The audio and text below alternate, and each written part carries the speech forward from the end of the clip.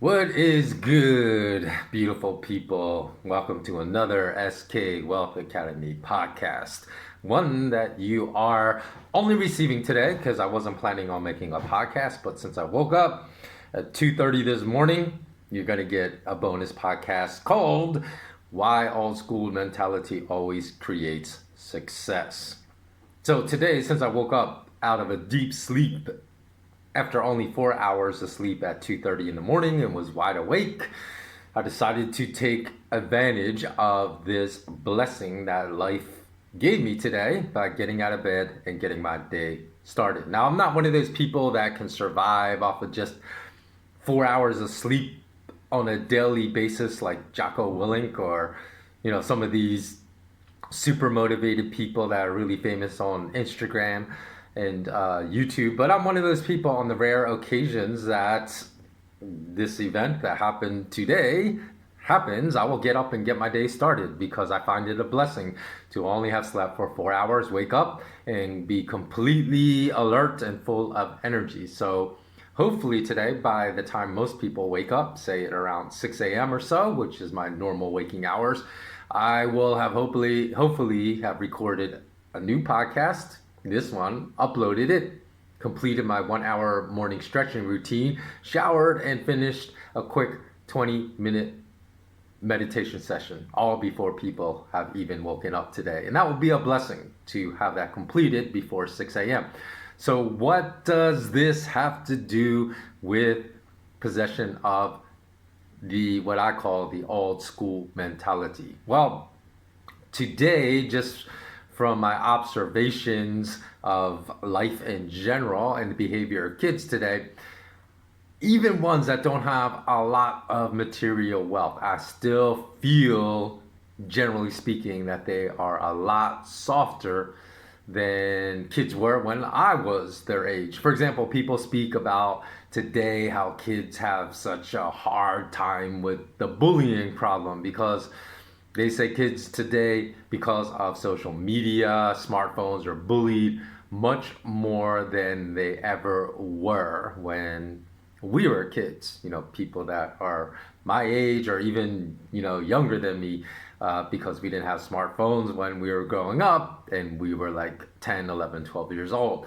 So psychologists will always say that kids today not only have to deal with being bullied in school, but they have to worry about being bullied 24/7 on their smartphones, on social media platforms. Well, my answer to that: tell these damn kids to get off of social media and they won't be bullied anymore 24/7. So, and number two, the second response I have to that is be a better parent, because 99 out of 100 bullies have parents that I consider as awful parents. You know why? Because if they were good parents, they wouldn't have a child that makes himself or herself feel better by putting others down, whether that's psychologically or physically. So there you go, problem solved. Because when I was a kid, we took care of our own problems. We weren't these marshmallow soft kids, or as Kobe Bryant would say, softest Charmin, that had to have our parents stand up for us. And this was the reality for all of us as kids when I was a kid. So was I ever bullied? Yes. I was bullied in school, but it didn't even last a couple weeks.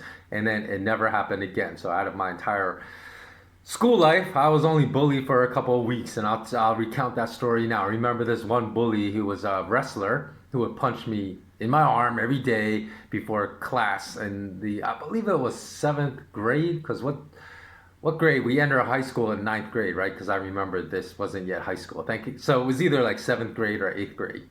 But because of how it was back in the day, and I came from an immigrant family, like our immigrant parents had enough problems to worry about themselves. So as kids, we had to solve our own problems. We didn't have parents that came and said, stop bullying my kid. So one day, and in fact, some of us, our immigrant parents would say, don't come back home from school if you don't stand up to the bully today.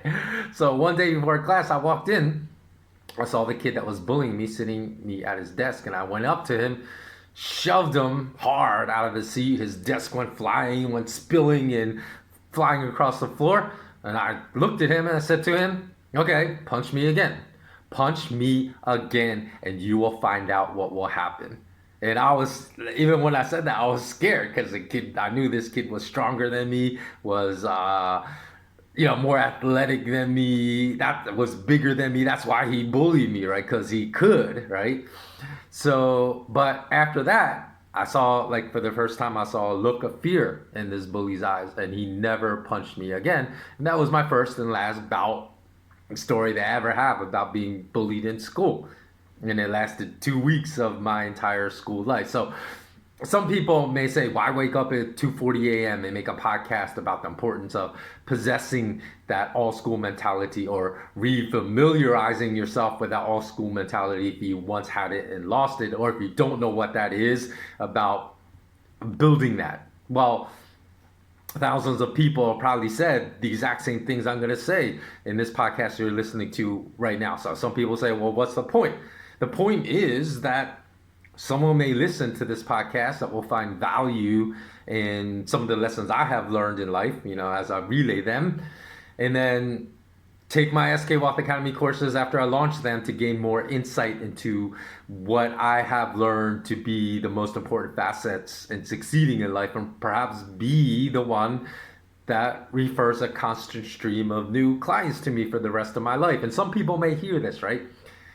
And I know why they might think this. Some people may hear me telling this is one of the reasons. That's not the only reason. That's just one of the reasons, right? I would get up and make this podcast. I am planning to make it all today, and say, oh, well, so your motivation is purely Machiavellian, purely self-serving. That's why you're doing this. And they would miss, people that say that would miss the entire point of why I'm making this podcast. And it would also be a very wrong interpretation, because the correct interpretation would be that we must recognize we have complete control over our future success, our current success in life, by the willingness we demonstrate every day to grind out an honest day's work. This is a facet over which we have complete control over, but yet most of us are unwilling to put in the grind. So even with my love for hip hop music when I was young, that has never left today. I still love the old school hip hop artists more than the new school, because they would talk about real things. For example, like Nas had a hit track in which he stated, "I never sleep because sleep is the cousin of death," right? So these are always people that were out working, that had that old school mentality, that were outworking their peers, and that led to their success. So the other day I relayed a story to a friend of mine that just started running, and he's been grinding very impressively, in my opinion, every single day in the early morning, not missing a single day of running. I think it's been for like 9 straight days. Probably now, I haven't spoken to him in several days, like 12, 13 straight days.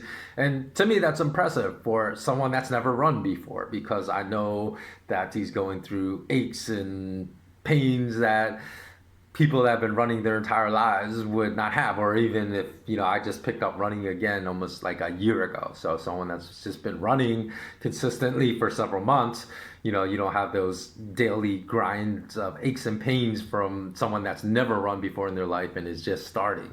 So in the hopes that I could inspire him to keep grinding every day, I told him the story about, I had recently, which I woke up at 6 a.m., which is, as I mentioned, closer to my regular waking time, not 2:30 in the morning. I put in a full 12 hours of work, and then something came out in which I needed to put in 90 more minutes of work. So I finished that day at about 7:30. So I've been going for 13 and a half hours that day, right? And I lay my head on my pillow, shut my eyes for about 10 minutes, and came this close to calling it night and falling asleep and just saying, oh, it's only one day. I'm not going to run tonight. And I came this close, like I said, to breaking my daily evening running routine. But I told my friend that to excel in life, we always must do things that we don't want to do, because life isn't about doing things when they're convenient or they're easy, but it's about doing things when we don't feel like doing them at all.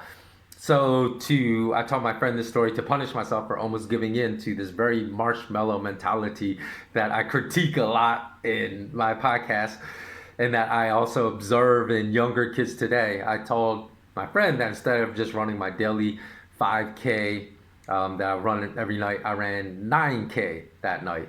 So that story is nothing when it comes to people that really grind. So let me tell you some of these stories that I've heard about old school mentality that I try to exercise every day that perhaps may inspire you. Now, the 1 year anniversary of NBA great Kobe Bryant's passing just happened this past week.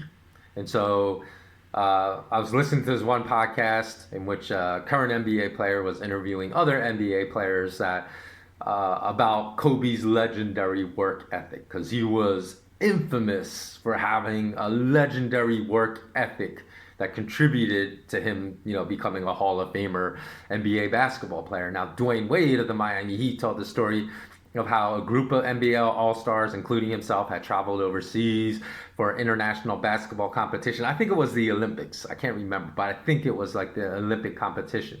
And he said upon landing, they just had a really long flight overseas. They worked out, just to try to wake themselves up. But knowing that how your internal biological clock gets all messed up when you cross multiple time zones, they knew, even though it was late night, they're not going to be able to really get a full night's sleep after working out. So they said, hey, let's all meet up in about like 3 hours and go get some breakfast. So they said they all got up. As they were walking to breakfast, they passed Kobe Bryant, who had also worked out with them just 3 hours prior. And he had his knees all iced up. So they were like, yo, Kobe, what's up? And Kobe told them he had gotten in a second workout while they were asleep. And he said he was icing up his knees because he was going to move on to his third workout. And that's when Dwayne Wade said, oh, man, Kobe's on a different level than the rest of us. And they were all all-star basketball players, like basketball players that function at the highest level of basketball players in the world. And they looked at Kobe and said, Kobe is on a different level than the rest of us. So that's what I mean by this old school mentality. Now, I recently told a story of how it was unusually cold where I had been for the previous 6 weeks or so. It finally actually started to get warmer this week. Now, for those of you that maybe this is the first podcast you're listening to, you may not know I've been stuck for almost an entire year because of the travel lockdowns due to Corona.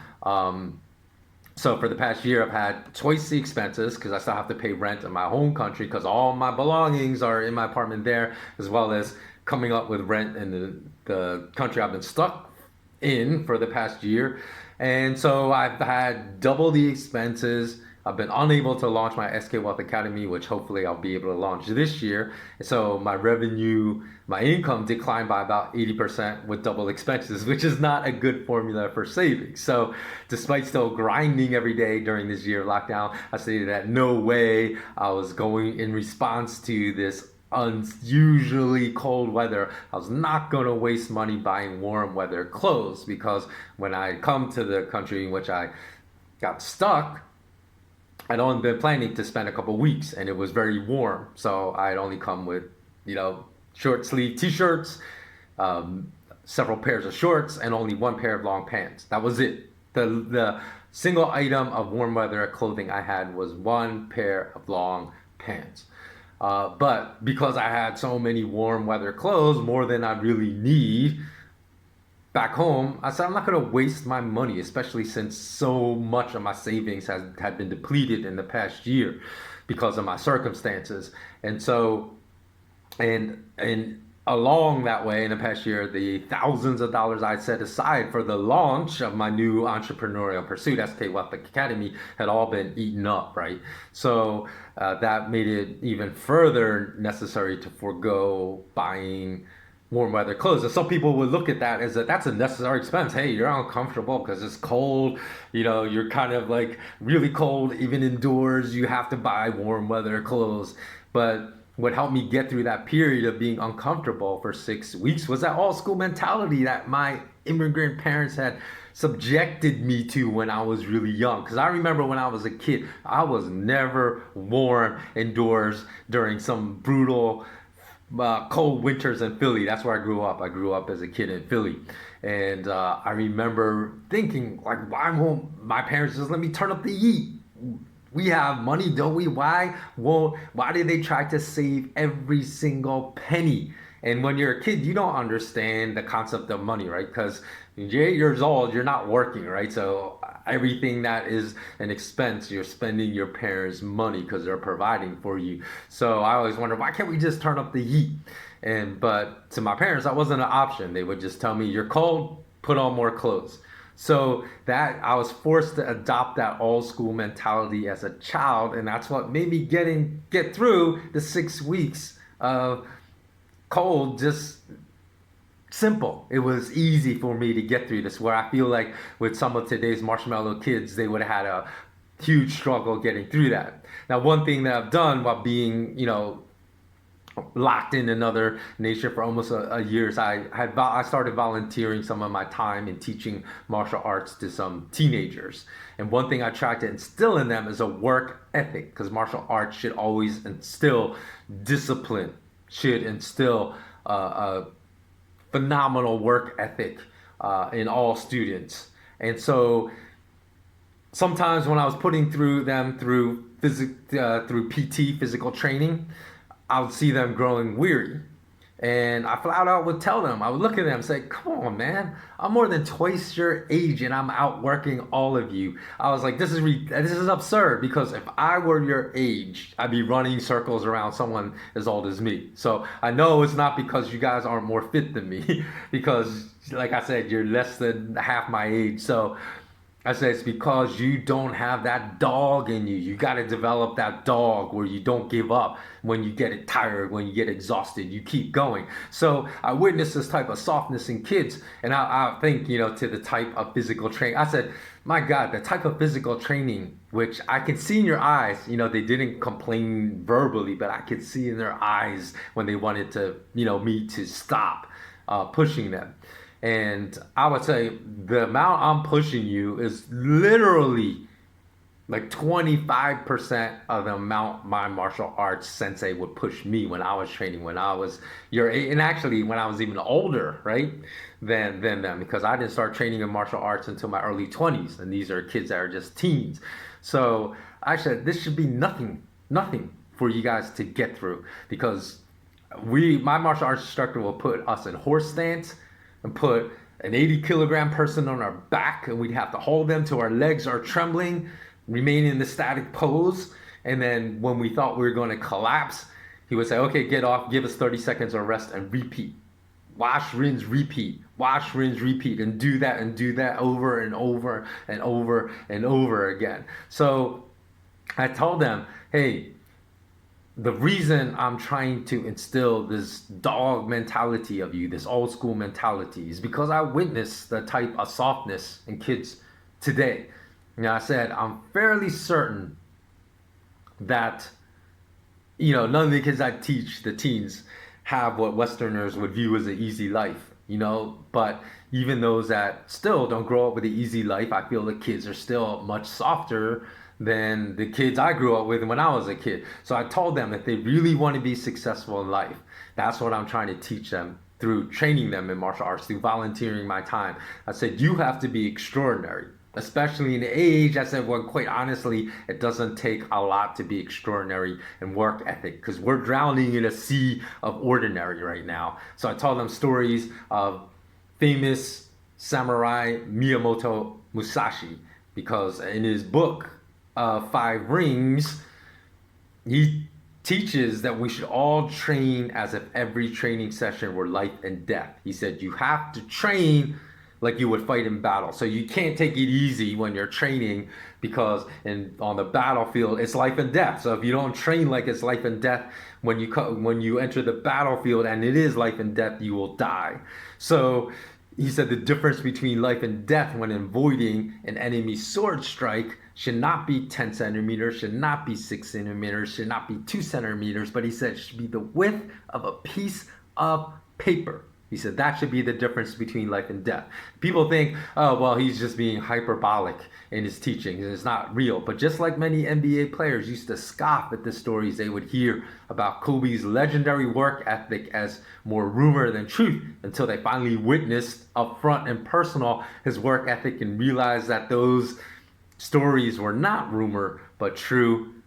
People don't realize that the amount of work people put in, because they don't see this work ethic, because mostly it happens behind the scenes and out of view of the public eye. They only see the results, and then they'll just blow things off and be haters, say, oh, well, he just got lucky, she got lucky, because they don't understand the old school dog mentality that lots of people out there have that leads to their success. So I told them, when they get bored of some of the drills I subject them to, I also told them stories about Bruce Lee's legendary training, because he had this ability to touch people, and even when the people knew he was going to touch them, these people cannot stop them. And if you don't know what touch means, it's just in the fight game. If you've never been in the fight game, to touch someone means to strike them, right? So Bruce Lee could tell people, hey, I'm going to strike you in the face, and I'm going to tell you right now I'm going to do it, and they still couldn't stop him. And so it was because his work ethic regarding closing striking distance was legendary. There were stories about him literally spending entire days working on one movement of closing the distance when attacking someone, from being out of range to being in range, from being out of range to being in range. So literally, if you're working on this one movement over an entire day, that means you're going through repetitions of the same closing drill thousands of times in one day. So if you're a fellow martial artist and you know the drills of which I'm referencing, in which we work on closing striking distance, you know that even after working on the same closing minute for 20 minutes, that becomes boring. It's hard to keep your focus. Bruce would work on the same closing move for hours at a time. And that's what made him a legendary martial artist. So when it comes to work ethic, all I mean by adopting an old school mentality is to take ownership and control the things that you can control, like working harder than everyone around you. People always, like I said, always look at the results and become haters, saying, oh, he or she just got lucky, because they never put in the hard work themselves, don't understand the level of sacrifice, discipline, the blood, sweat, and tears that went into the making of success for people in which they only see the outward results. So in martial arts, why I would always emphasize to my students the necessity to drill exercises and to keep drilling them and exercise extraordinary persistence in practicing these drills above and beyond the time when the normal person would give up, is because that persistence that I want to drill into my students will translate to all aspects of their lives. They will keep going in other endeavors when other people give up. They will put in the extra work when other people don't want to put in the extra work, because they will do things when they don't feel like doing things, when other people quit because they don't feel like doing it. So I always tell them, if you're going to become a student of martial arts under my tutelage, you have to gain much more than fighting skills. If you're going to keep training with me, you have to gain a level of excellence in your life that bleeds over to all aspects and all pursuits of your life. Because I told them I want to transform you from young men into extraordinary adults.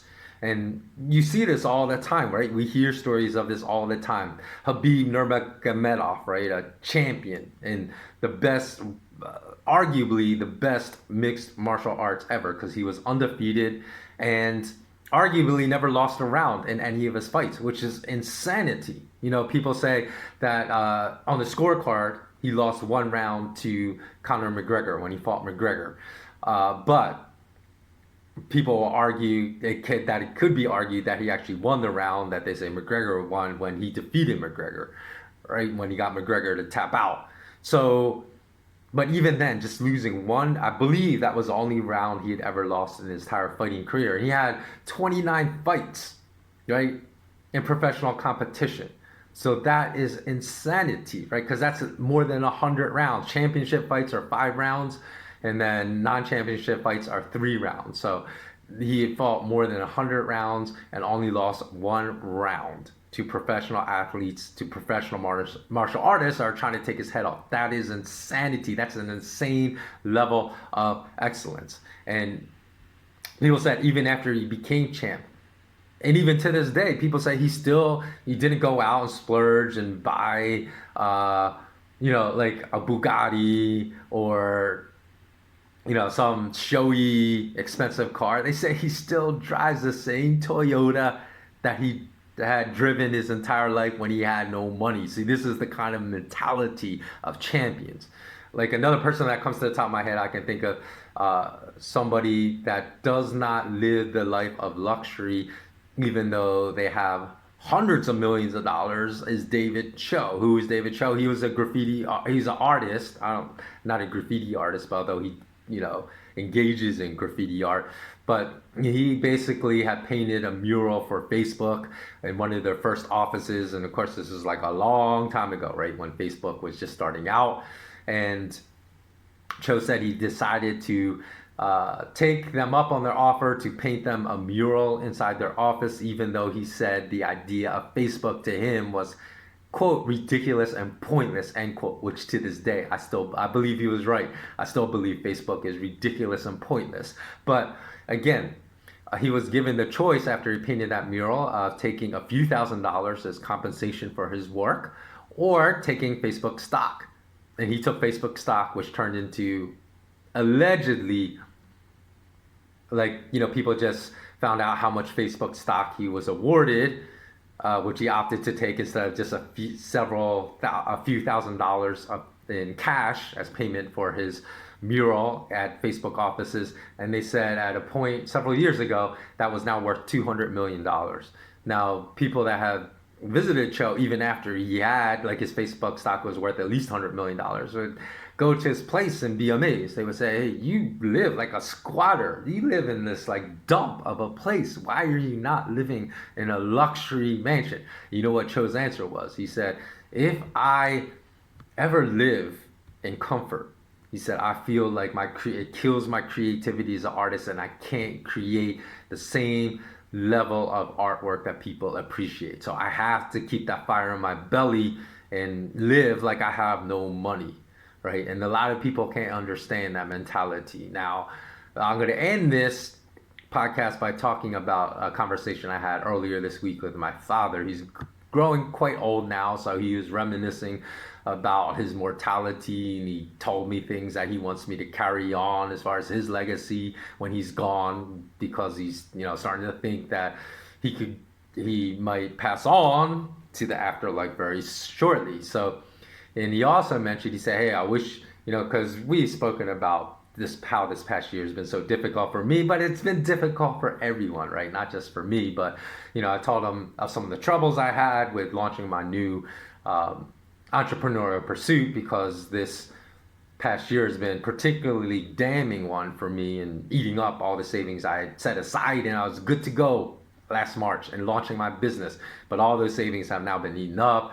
And on top of that, when I spoke out against the JP Morgan and Goldman Sachs and Deutsche Bank gold and silver price manipulation in 2008, I was attacked, like my business was attacked and shut down. So that definitely have put some massive obstacles in building up the type of savings I would like. And he said, well, I also wish you were more financially secure at this point. But my response to him was, what for? He said, I'm happy with my journey in life. I told him that, I said, there are times in my life that I had multiples amount of the savings that I have now in my bank accounts. But I said, you know what? I was not any happier during that time, because when I say old school mentality will always create success. By success, I don't mean financial security, because my definition of success is completely different than 999,999 people out of a million. I believe success is more about fulfilling your purpose in life, building a legacy, impacting as many people as you can in a positive manner as is possible throughout the course of your life. And I find that to be extremely rewarding and very successful. So I told my father, hey, I'm happy with this success I've had in my life.